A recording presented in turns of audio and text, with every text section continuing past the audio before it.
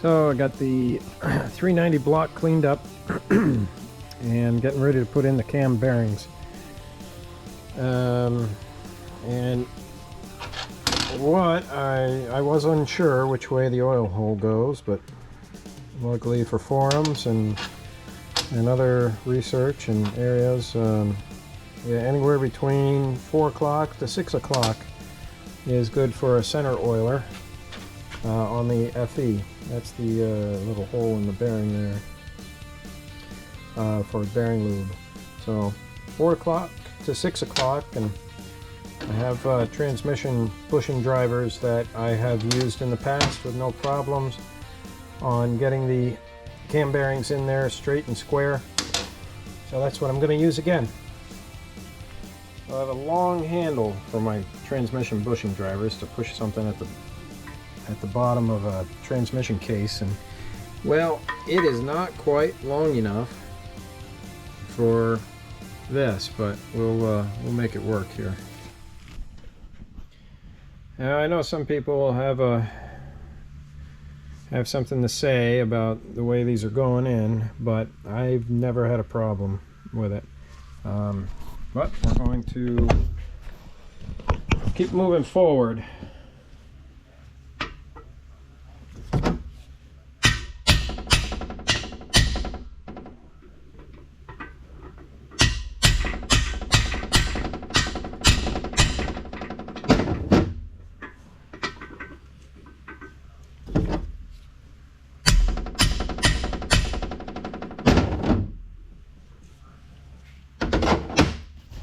So I'll move it a little bit and then check progress.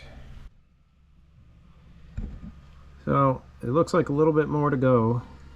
A couple more taps will put it right where it should be. Okay, well, it came out. It's pretty much where I want it. The pick goes in there, no problem, and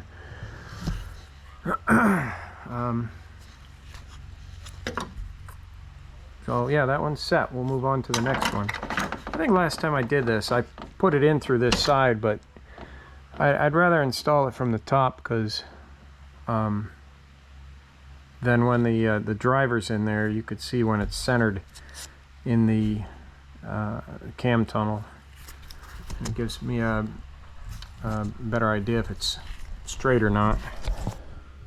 All right, so the all 5 cam bearings are installed. Sorry for those that may have wanted to see it, but they all went the same. They hammered in and I found center. Next thing we're going to do is get the camshaft and see how that goes in. Yeah, so I have the block up here on the bench in a vertical position. It's just, I think, easier to work with doing the cam bearings and putting in the cam. And here's the cam. I've had this thing for over a year, and now we're finally getting to install it. It's nice to finally take some of these new parts out of the box. And this is a cam that was spec'd by Brent Likings to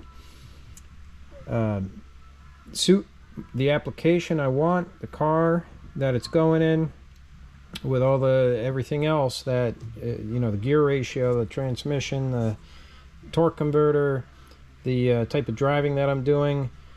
Brent does an excellent job at taking everything into consideration and finding you what's going to work best.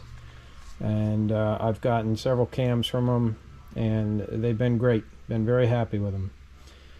So that will be going in here shortly. Got a little bit of engine assembly lube here that I'm going to coat the cam bearings with before the cam goes in. And this is a roller cam, so it's not going to need any break-in lube put on it.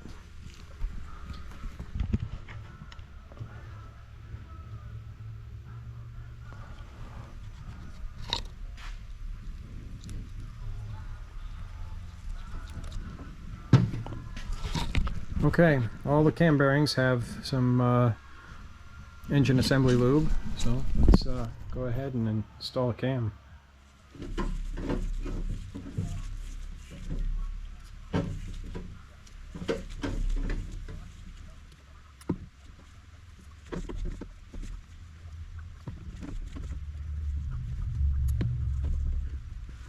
Okay, now let's see what happens.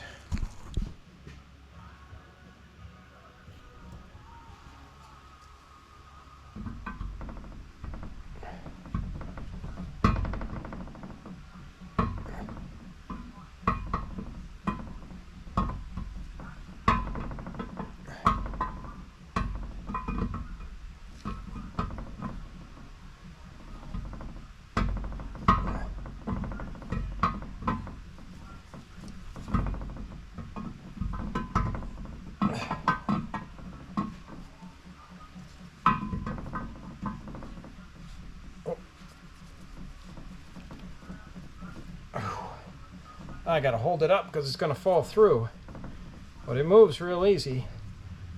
So I would say the bearings are straight. You know, I don't have a freeze plug kit yet, so there's no freeze plug in the back. I'm gonna hold this up while I tip the engine back.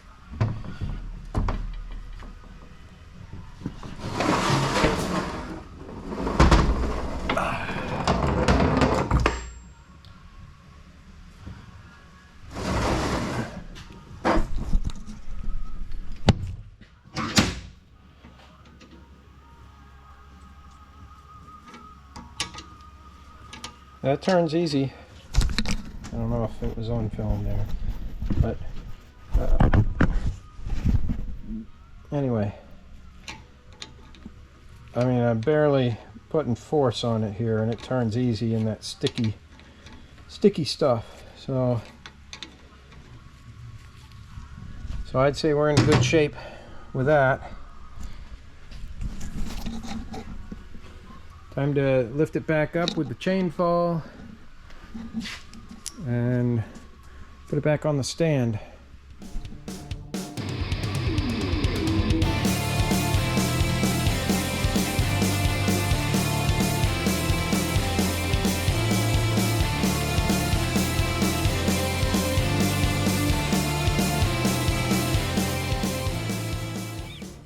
Well, it's midnight already. Well, every time you try to point the camera somewhere, there's always a reflection. But anyway, we got the camshaft in.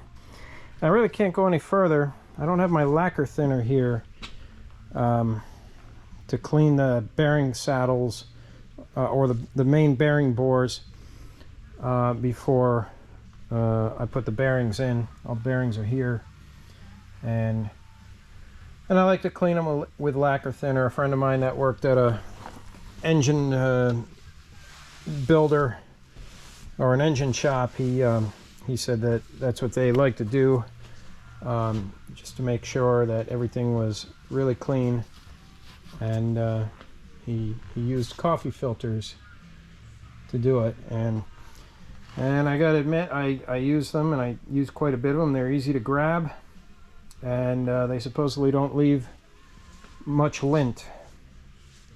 So anyway, gonna bag this up, and I will continue on it soon. See you then.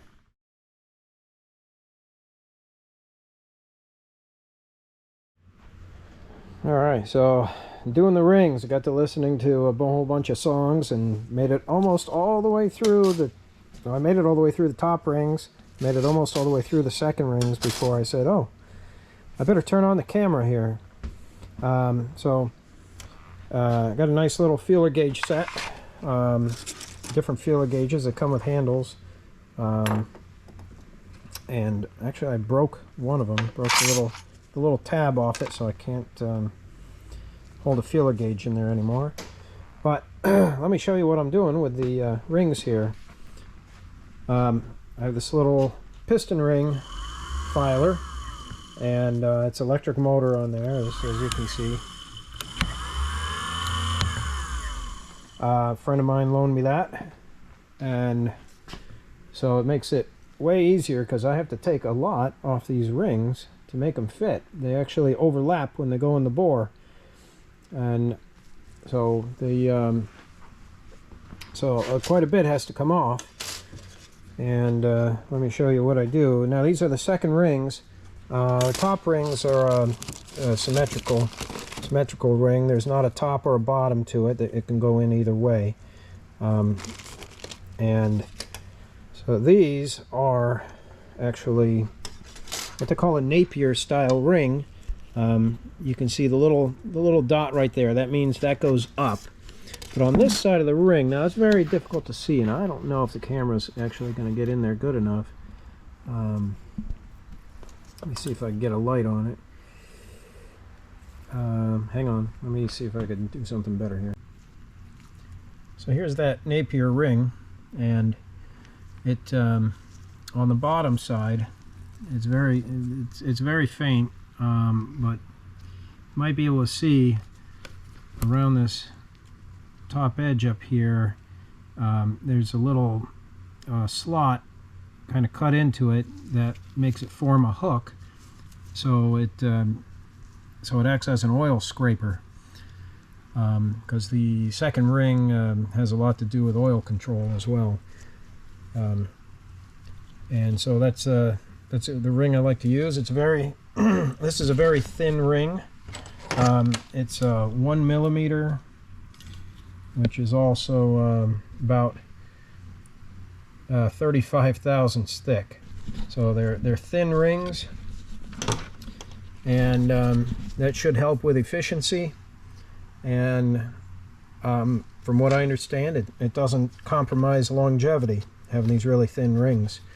A lot less effort to, a lot less friction on turning the engine over. So it's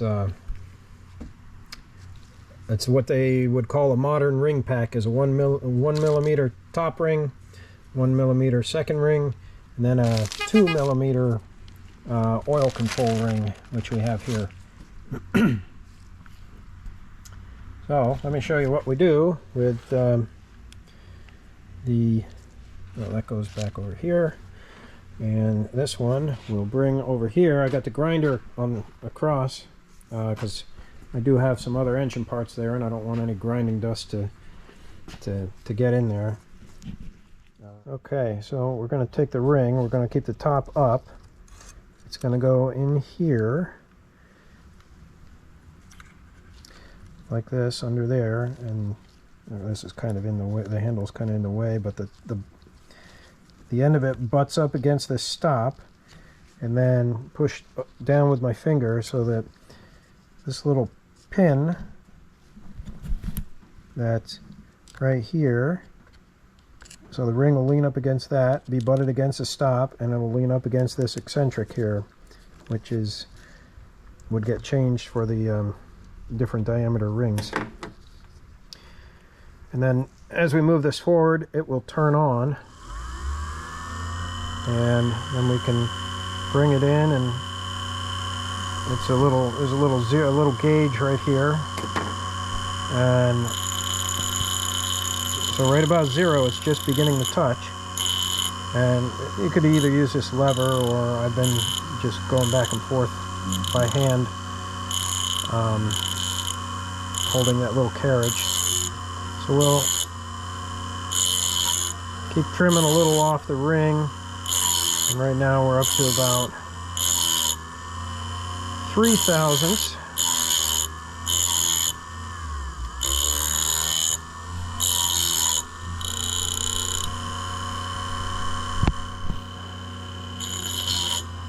And we'll keep adding, or feeding it in rather.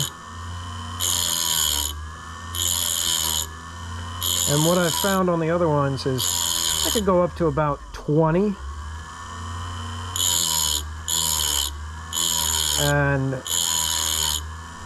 then I'll test fit it. And then I generally have to take about 3 more thousandths off of it. So it's not quite on par with what the gauge is suggesting. Maybe because the ring had a little overlap in it as it fits in the bore. And we got to take that out before it actually gets to a 0. And maybe the gauge is on par with how much it's actually cutting. So you can see this takes a little while. took about one song per ring. If I bring it back too far, it shuts it off.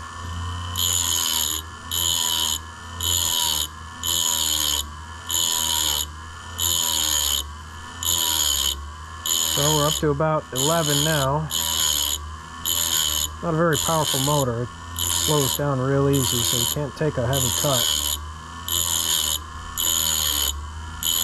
We're up to 19 now, and we'll stop at 20. So leave the dial at 20, and then I'll let this spark out a bit till it, you know, with each time I feed it back and forth, it cuts a little lighter and a little lighter.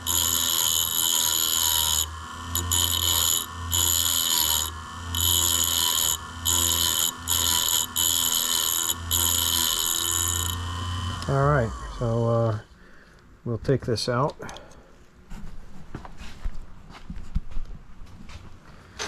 And then what we'll do is, after cutting the ring,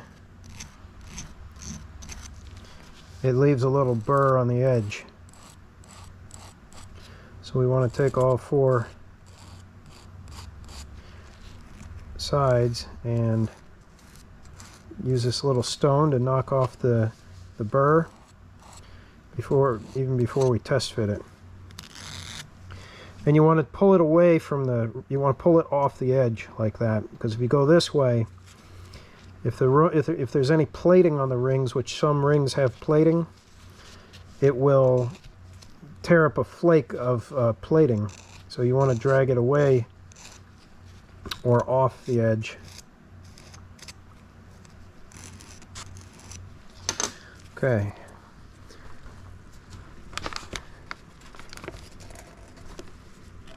Now I have this Chrysler transmission tool. It doesn't fit the bore exactly, but if I set it, it's stepped here. So I'll put this down, and then I'll use my finger to pull the ring up against it, and that gets it in there pretty square. So we'll start with the 15, and that should go right in because we took a lot off. And then we'll go with the 18,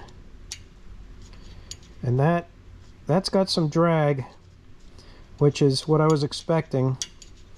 You know, it goes in and it whoops, has a little bit of drag. So what I'll do is take off just about maybe 2 thousandths. So we'll set this back to 0, clamp this in place, butt it up against the stop, and then the pin and the eccentric, and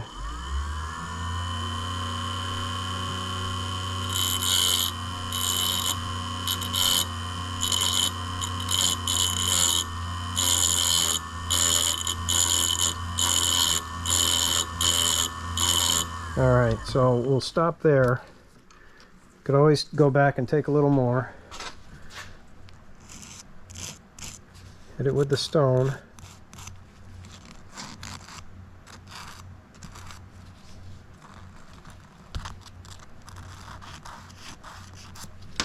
Okay, now we'll put this in here again.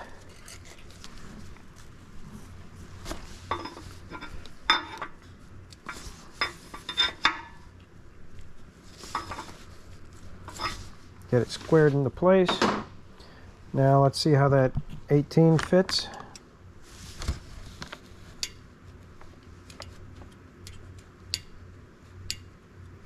And it fits a little looser. And then what I do is I take the 20 and get it down there, and it fits with quite a bit of resistance on it. So to me, being the 20's got to squeeze in there, we're probably right about maybe 19 or so, which is good. You know, going by the directions here, they say 4.5 thousandths per inch of bore for both the top ring and the second ring in a street or strip application. And so we're, you know, which comes out to 18 for the calculation. And so we're 18, 19. I wouldn't want to be any less than 18. You know, I was talking about rings with a friend one time, and he said if you're a little too loose, you'll never know. If you're a little too tight, you'll definitely know. So I'd rather be a thou or two over on the gap than to be at the bare minimum, or maybe not make the bare minimum and end up with a problem of ring scuffing or seizure or galling the bore or something like that. So yeah, so I'm pretty happy with that. So I did 8 here and 7 here, got 1 more left. I haven't checked any of the oil rings yet, so I don't know if those are going to take any grinding or not. Usually they don't, but we'll find out, because these seem to be a little tighter than rings I've dealt with in the past. And glad to have this little electric grinder. I have a hand crank grinder, and as much as I had to take off these rings, it would have been very monotonous doing it and taking a long time. So, all right, I'm going to finish up that other ring, and then we'll move on to the next step.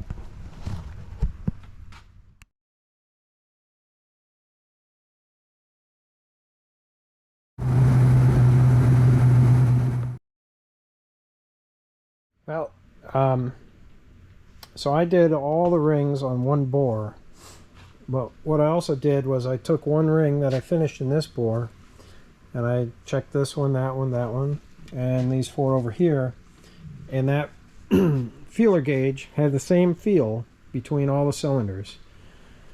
So all these cylinders are, if they're not exactly all the same, they are very, very, very close. So just wanted to make that check and make sure that we weren't going to end up tight on 1 bore or not. It's just a little easier to work off of 1 cylinder and set all the rings the same. You know, some guys will say, oh no, you need to do it for each cylinder. Yeah, well, this ain't a Formula 1 car. This is not much more sophisticated than a stock rebuild. You know, it's just marginally more sophisticated than stock, and it's going to be just fine for what we're doing. So I got the coffee filters and the lacquer thinner.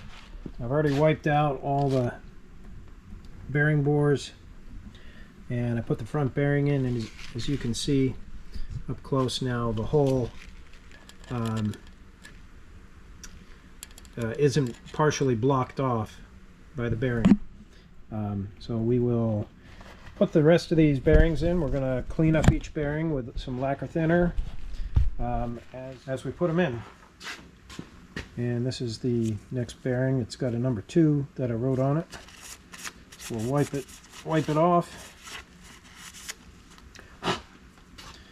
and we'll get this put in.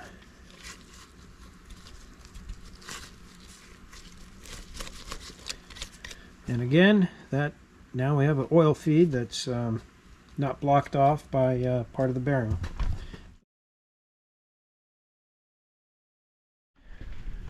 So we got the rear main seal going in place, and it's supposed to be a little staggered like that, a little down on one side and a little up on the other, and that helps get the cap centered over the where the seal is. And we'll do the same thing on the with the seal half that goes on the bearing cap, and it just gets like oil on it, and it will get like interference fit into place. So I got this VP engine assembly lube. It's pretty sticky. It doesn't seem to be quite as sticky as the red stuff, which I don't know, I've heard from some guys that build engines that the really sticky stuff can actually cause a bearing to spin on startup. But you know, this is kind of a moderately sticky stuff, not super sticky. The other thing is, so we're going to prime it anyway, so I think chances are we're going to wash out some of this oil anyway, or some of this assembly lube, as the oil gets pressurized through into these bearings. Okay. Looks like we're ready to put the crank in. So the crank is here under these rags. It's already been cleaned off, and so what we'll do is we'll stand it up, and we'll just get the camera set. We'll just blow it off in case any dust settled on it.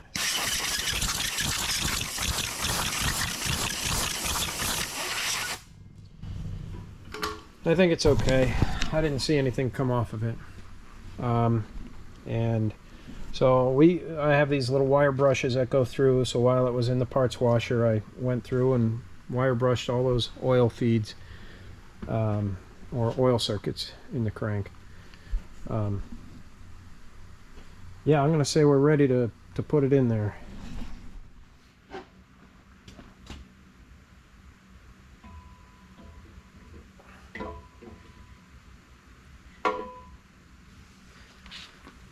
Okay, and next step will be putting the caps in place and getting them torqued down.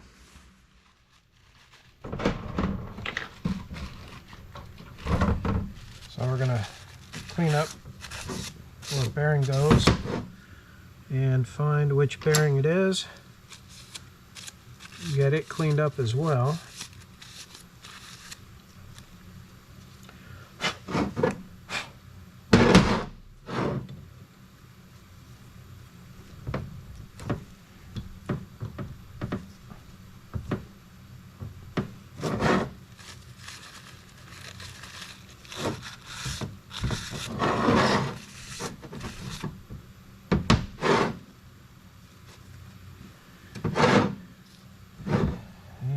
The other thing is, gotta put a little lubricant in here for the rear main.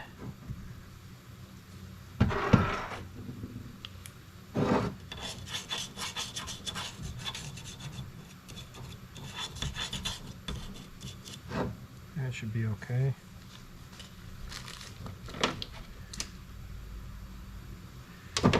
Now I gotta figure out which side of the rear main sticks out.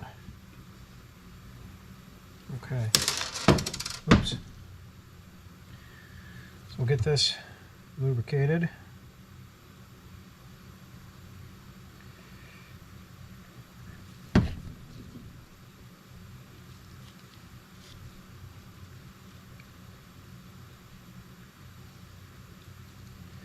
And the seal lip has definitely got to be lubricated. Don't want that to start dry. And the seal lip has to face the correct direction.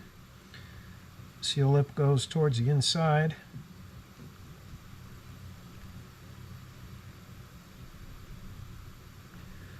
And that's about where that goes.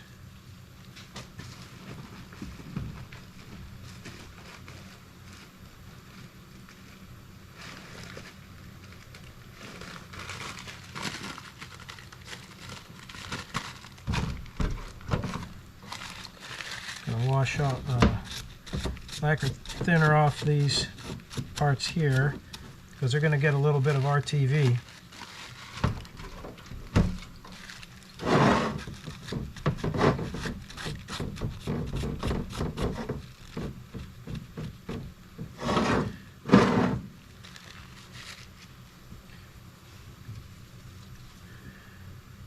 A little lube in the bearing.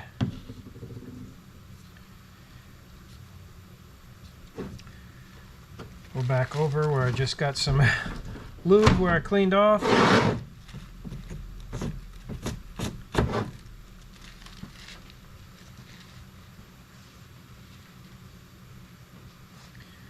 And grab the RTV. Okay, so we'll make a little line across there.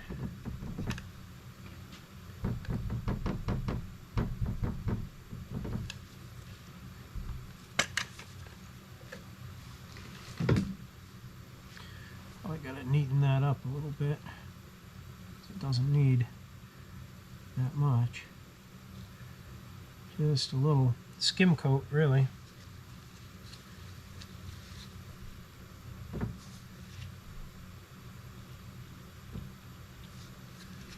There. Okay.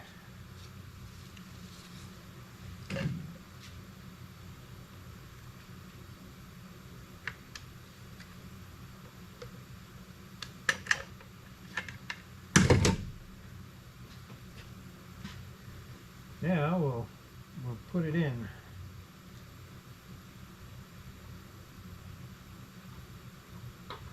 All right, here's what I did so far. Got the rear main seal in the number 5 cap, and I did it the Brent Likens way with injecting RTV down these holes, and it purged out right along here all the way down to the bottom. And I like that idea. It's a lot easier than dealing with those little rubber blocks and the nails and stuff. And then, like the rest of the times, I think I showed in another video, cleaning up the caps, putting the bearings in, putting oil on them, torquing them down. One thing you'll notice is sometimes caps have an arrow pointing towards the front of the block on them. But what I've noticed is the writing always goes like as if the block was standing on the bell housing upright, then the words would be upright. Somebody else had stamped these with a number stamp, but they stamped them while, I guess, standing in front of the block this way, because they are backwards in relation to other things. And then there's, well, actually there is an arrow on this, if you see it right there. So yeah, look for the arrow, but the writing is also going to be upright if the block was standing on its bell. But somebody else said put 4 dots, 3 dots, 2 dots, and well, obviously number 5 is pretty obvious on where that one goes. And then we have number 1, so we'll put the number 1 cap in here in let's see, just a moment. Just go over real quick what I was doing again. Let's see if this is facing okay. So we'll take the bolts out.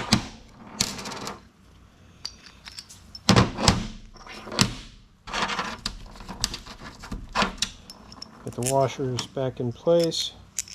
Oops.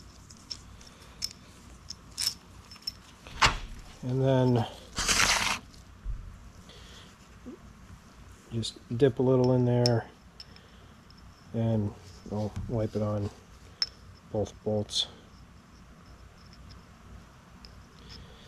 And then we'll stand those up over here, set it out of the way, move that out of the way, wipe the excess grease off my fingertips.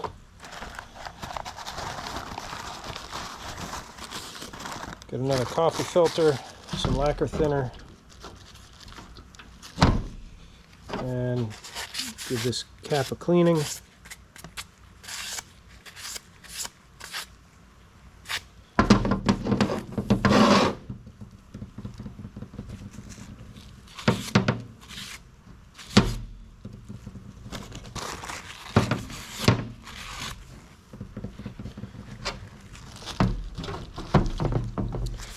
and also clean the bearing.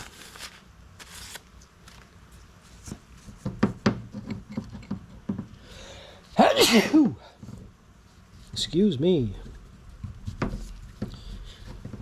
Okay, just a little quick wipe in there. Then we'll put some of this assembly lube. Smear it around. Then we will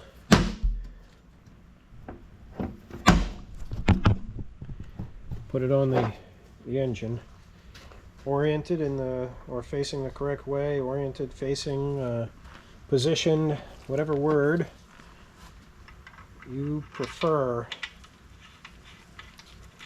Get the bolts started, then tap this with my special offset engine hammer. We'll use the speed handle.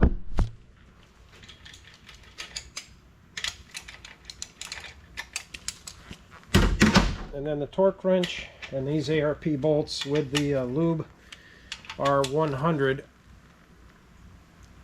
foot-pounds. There we go. There we go. And let's just go over all of them. That's good. That's good.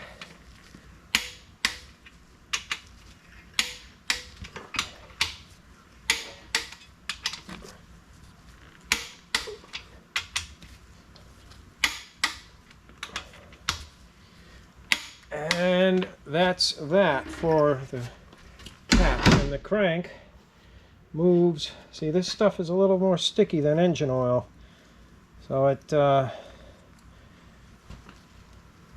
it spins without much force, but it's kind of almost hydraulically held in place.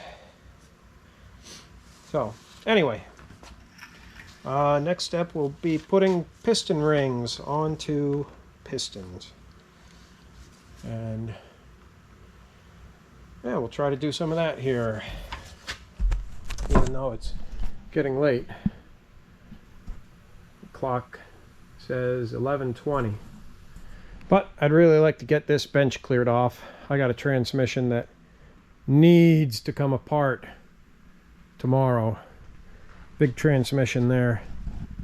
And yeah. Eaton Fuller, I guess.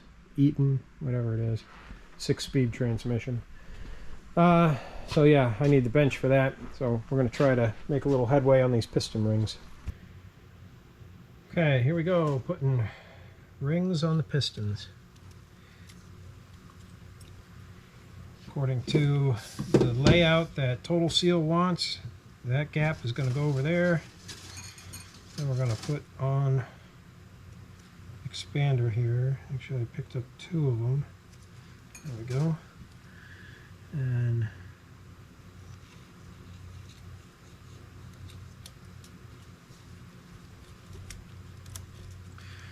it's a nice thing about these little tiny rings is they're easy to work with. You know what I mean, as far as picking them out and such.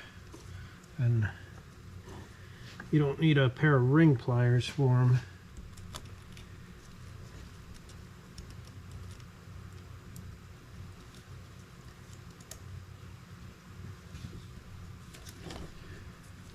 Yeah. Sometimes things just don't want to line up. There we go. Got that in place, and then the other oil ring gap will go down here.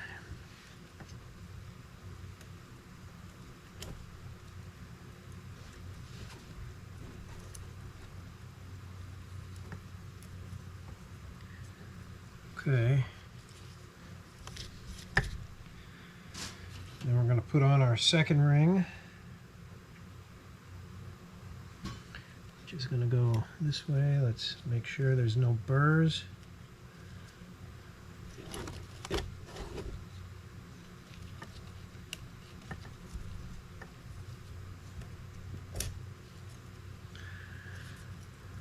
So that goes on, and then we'll put on top ring. Again, we'll make sure there's no burrs. And that goes on this side here. Okay. So I did the first one already, and it was a little tricky getting the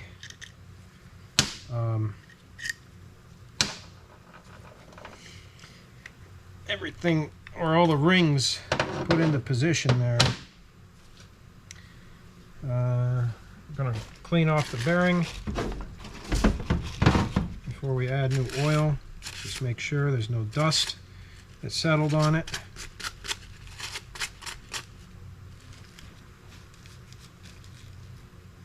And we'll do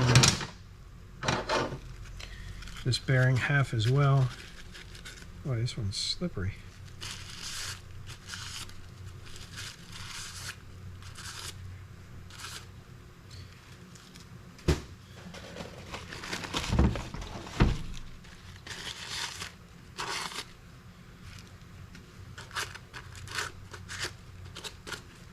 Okay, set that down.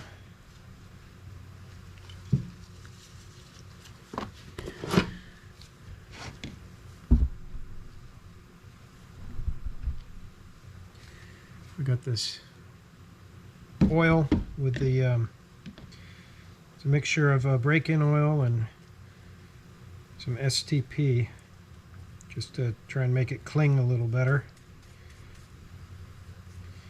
We'll do the skirts and make sure it's down in the rings real good, and we're going to do these rod bearings as well. Okay.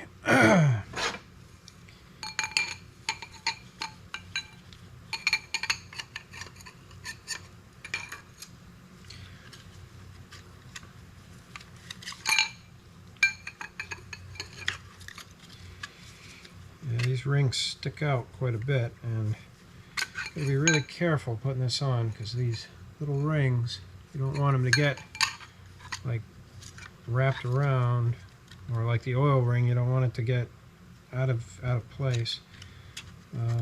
These rings will break. Yep, see, that one got pushed out of its groove, so I got to keep the ends in place. And there we go. So once it gets to about there, now I can bring it over and carefully drop it down a little bit. And then I'll get the crank rotated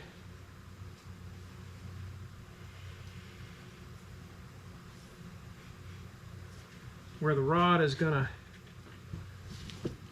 pretty much land right on it. Just a little tapping here, very lightly.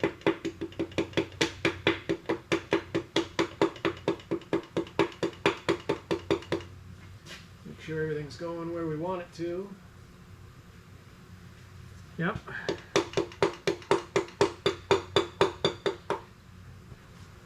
Okay. So we got another piston in place.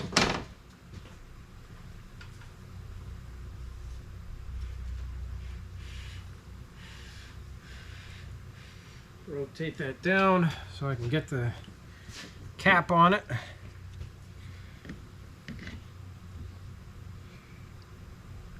Put some oil on here, and I'm going to add a little bit more lube to the bolts.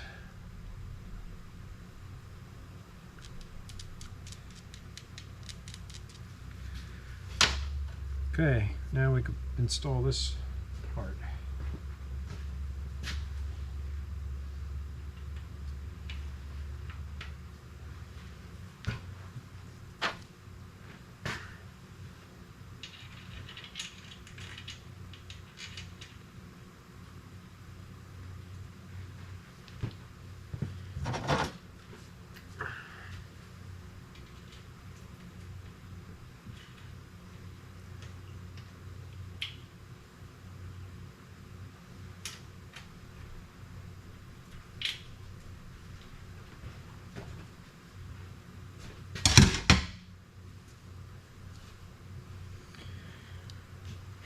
then we'll move on to another piston.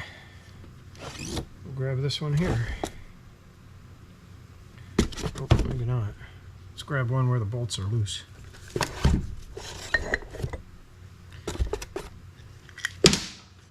Yep, those are loose.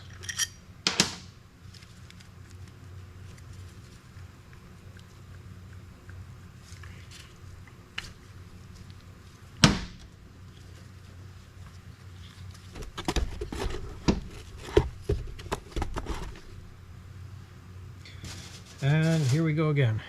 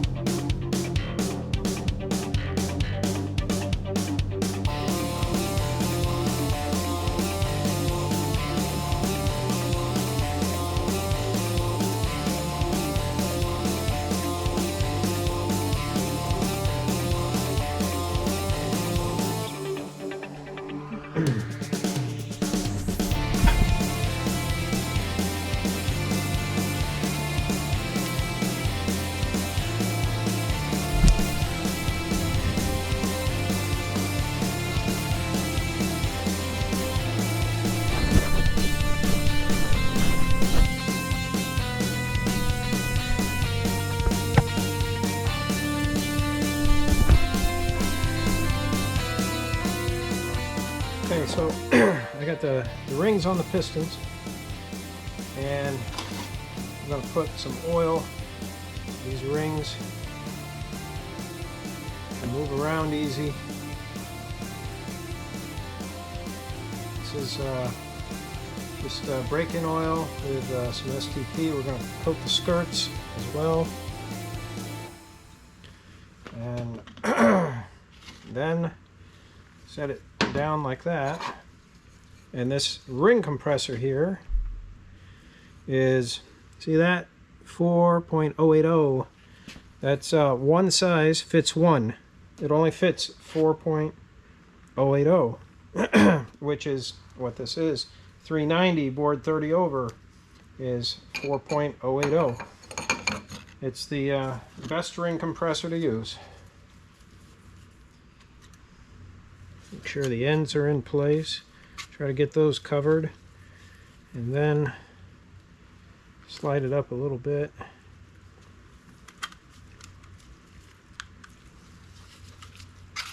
There we go. Alright, so that's where we want it. It's up a little bit. Now we're going to clean off that bearing of any dust with some lacquer thinner and a coffee filter, and set that down. We'll put some oil on the bearing here, just like that, and then we'll hold that up and put this in the right orientation here, like that, and then it goes down into the bore.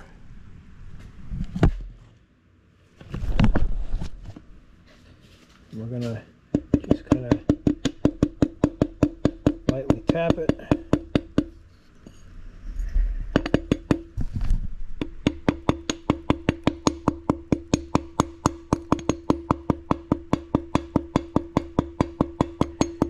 If it's all of a sudden sounds solid and it's up too high, yeah, see, then you want to stop right there. But this, because this ring compressor fits so well, it went right down in the hole, no problem. Alright, so now we get to go a little further with it, and let's see, how can I position this? Alright, so I'll keep tapping it from the top.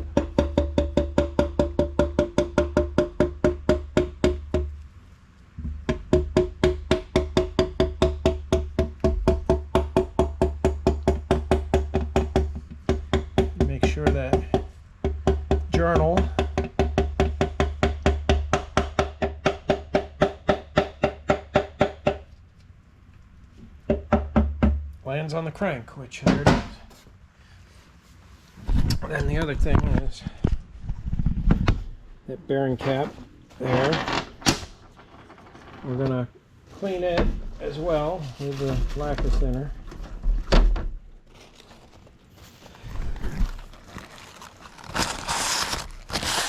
Make sure there's no little specks or grit or dust on it. And we'll put a coat of oil on it as well. And then this will, you want to make sure the chamfer's not going towards the other rod. You want it to go towards the side of the journal. So that, because of the, that'll stay in place because of the little alignment dowels on it. Put a bolt in there and make sure we have grease on this other one. The assembly fell on the ground and got dirt on it. Okay, so I just had to wash this off, and we're going to put some new grease on it here.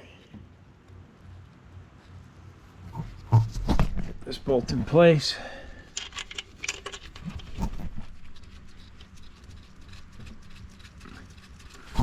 Okay, put the camera back down here.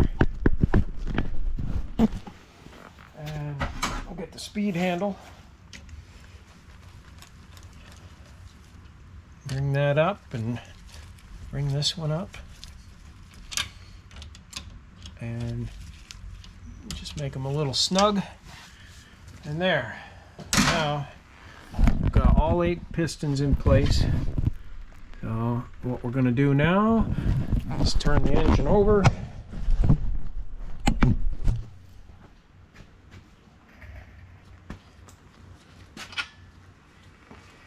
So I can torque all the rod bolts. Now, right now would be a bad place to stop because it's something's left unfinished. We need to get to a stopping point. Put the right size socket on, and we'll adjust the torque wrench. We were at 100. We want to bring it down to 65 for these. Where's 65? Right there, 65.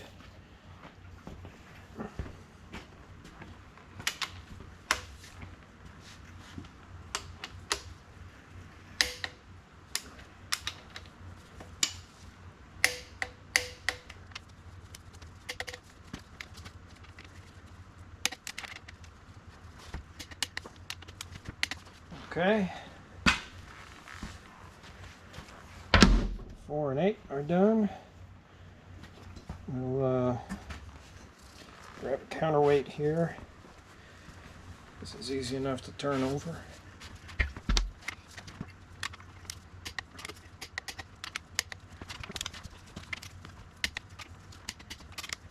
Okay, that's 27. We're eager to get to 1.5 right now.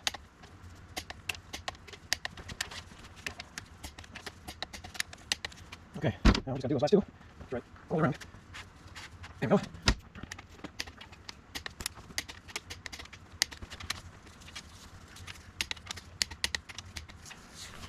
Okay.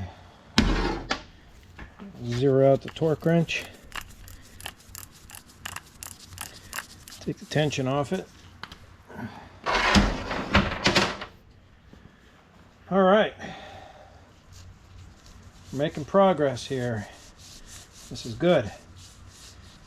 Yeah, it's 12. Let's see, snap-on clock. It's looks like 12:40 over here.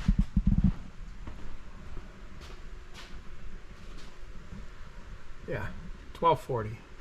So, all right, that's it for tonight. I'm gonna bag this up and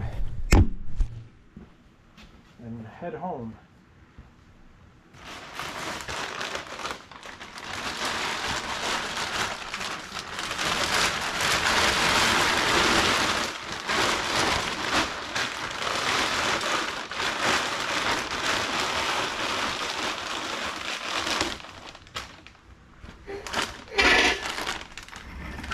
move this off to the side.